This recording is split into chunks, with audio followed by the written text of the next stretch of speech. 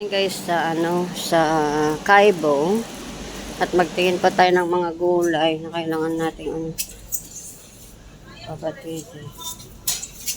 Mga kabatiti guys. Ito, mushroom. Ito, talong. Oh.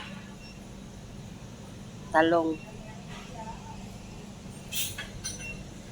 Ang cucumber dito guys ay piniprito.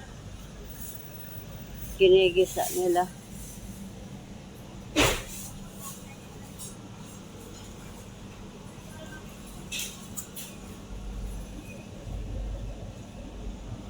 Ayan, mga watermelon.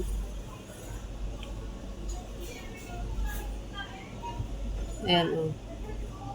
Sarap to.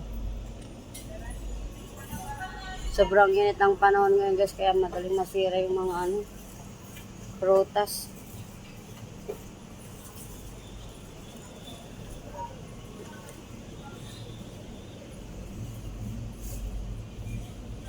Pension pala yun.